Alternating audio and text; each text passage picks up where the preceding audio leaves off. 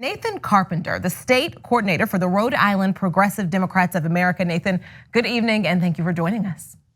Good evening. Thank you so much for having me. It's truly an honor. Absolutely. All right, so just let's start right off. Can you explain for our viewers who the Rhode Island Progressive Democrats of America are? So we're a very small group in a small state. We've fought for a lot of issues for a long time, but recently we decided to bring climate change to our primary issue. There's essentially no time to act on, no time to waste on acting on climate change. So we decided to bring this to our top issue, like I said, and really what we want to do is create 200% renewable energy here within the state of Rhode Island. Mm-hmm. We are a small state, but we're really in the perfect location and are the perfect size to go through with this plan. We want to basically build municipal utilities and use the profits from the project in order to pay for it, and also give dividend checks back to the citizens of Rhode Island. So tell us exactly, just like more break down that plan and how you plan to implement it. So we're going to start off with Cranston, and then we're going to make our way to the entire state. Basically, what we did is we came together not too long ago. We were looking at issues that we were working on recently. Connecticut and Massachusetts passed a $15 minimum wage, and we were thinking about implementing something like that in Rhode Island, and that would be an easy path to do because the surrounding states did that. And then we started to think about what a $15 minimum wage would look like on a climate-ravaged planet. And to be perfectly honest, it meant absolutely nothing. And I want to be perfectly honest that I'm here not to scare anyone. Mm-hmm. I know a lot of the ideas and facts about climate change can often produce a knee-jerk reaction that makes people want to run and hide. But this is not a time for me to scare people. This is a time for us to kind of all come together on a common problem and have a solution to preserve Earth. So we're going to start off in Cranston, and we decided to pair up with Ocean State Community Energy. They're going to come down and site the town for wind, solar, and tidal energy, and basically tell us exactly how this is going to work, how many solar panels we could put up in the city of Cranston, where the wind turbines could go, how much tidal power that we could generate from this, where it would be stored, how it would be sent out through the rest of the state, and what it would cost. And so from there, we'd go to a larger scale plan throughout the rest of the state. There have been environmentalists that have come in that have actually said Rhode Island could be to renewable energy what Saudi Arabia is to oil. So it's really a prime location. We're only 48 miles long, but believe it or not, we have about 400 miles of coastline. So from an opportunity standpoint of putting up these onshore wind turbines, we're really in a prime location. We also only have 1 million people. So from a basic supply and demand standpoint, we are at an incredible advantage there. On top of that, we're also the second most densely settled state. So we have real prime real estate to take the hundreds of thousands of homes that are here in Rhode Island and lay solar panels on top of the roofs. So from there, our real plan is to basically, step in front of the fossil fuel industries. These are a bunch of different industries that have really put us on an absolute path to destruction. And it's time to take that power away from them. Every year, Rhode Island imports $3 billion worth of energy. Oh. And if we cut that off, it's going to put other states on notice. And I think people in Massachusetts, Connecticut, New Hampshire, Vermont, they're all going to start asking the question, why can't we go to renewable energy as well? Rhode Island was the birthplace of the Industrial Revolution. And my question is, why can't it be the birthplace of the energy revolution as well? I want to know, because you all have said you have a goal of creating 200% renewable energy. Can you break down exactly what that means and what it looks like?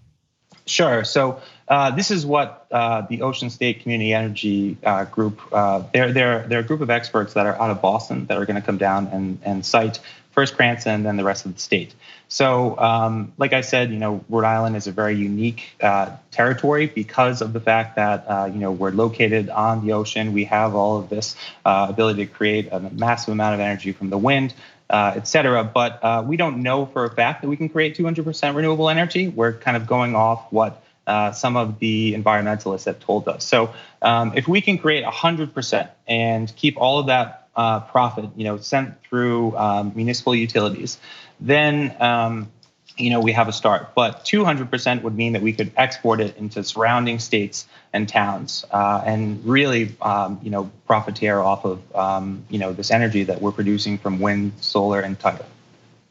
So can you explain the energy profit dividends that people in Rhode Island would receive through this plan?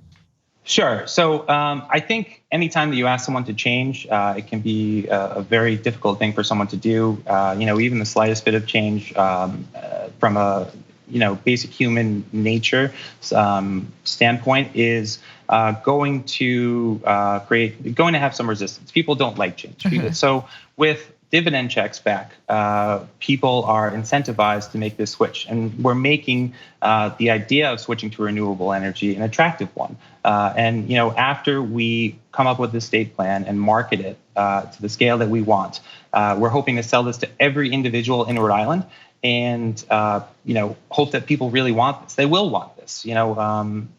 Think about changing something very small in your life. And if someone offered you money to do it, then I don't know how much more likely they are to actually go through with that action, but I can promise you it's an astronomical amount.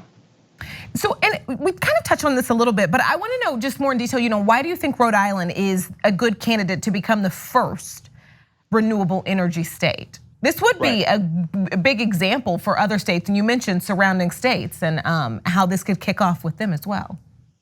Yeah, so like I said, we really have prime realty for this. We're a small state. We're surrounded by Boston. New York is about 3 hours away.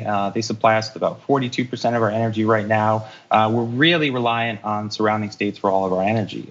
We have a few peak energy facilities, but none of them are really working anytime other than July and January, when you need the most amount of energy to be sent through the state.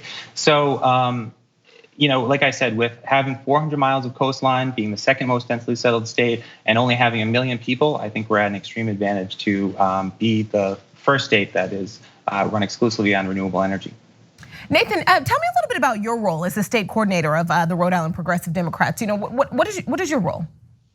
So I, oversee a lot of the projects. In a lot of ways, we're really a well-run independent machine. We have people that are kind of all over the state doing their own thing.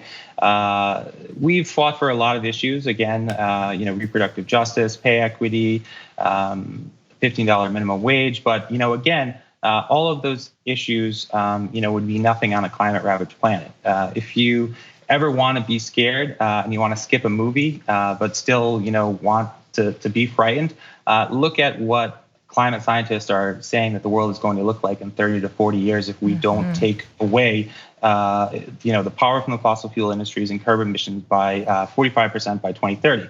And some people might think of this as being extreme, take away that power, but they've really led us down a path of destruction. And the analogy that I give to people is, imagine you're barreling down the highway doing 65 miles an hour, and you're in a van, and you come to the base of a bridge.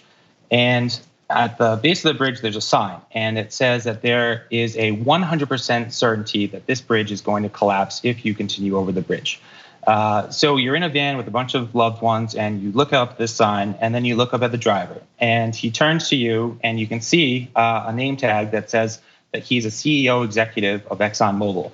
And so he turns to you after looking at the sign that says there's 100% certainty that this bridge is going to collapse if we go over it. And he says, don't worry about it, we'll be okay. And he hits the gas, and you start straddling your way towards this bridge. That is a real life scenario about the situation that we're in right now. If we were all in that van, I hope that we would make our way to the front, hit the brakes, veer left, right, whatever we have to do. And if we can take these profits and give dividend checks back and address something like wealth income inequality, which is really a huge problem right now. It's actually the worst, I believe, that it's ever been. And take money away from large corporations and put it back into the pockets of the people that need it most, then great. More the power to us to band together and develop a plan that really has the ability to put these people on notice. So what's going to happen once we develop this plan is that other states are going to be put on notice, and they're going to start asking themselves, well, why can't we go to renewable energy? Why does Rhode Island get dividend checks back and we don't? We're often looked at as being the little brother to the rest of New England. And as soon as we hand them a bill, instead of handing them a check, it's going to disrupt the market and change everything. And they're going to be forced, into be going into renewables as well. So we really think that this has the ripple effect to make its way down the East Coast and then west toward California. We hope that we can raise $26,000 to get this siting plan in Cranston, and then we can build it throughout the state and hopefully, again, be the birthplace to the energy revolution. Nathan, thank you so much for being here with us. People can find out more and how they can help right at riprogressivedems.com, right? That's right. And any contribution is really greatly appreciated. All right. Thank you so much. I appreciated this conversation. Thank you for having me. Thanks for watching this free clip of the Young Turks. Don't forget to become a TYT member today. For more exclusive content, join now at tyt.com/join.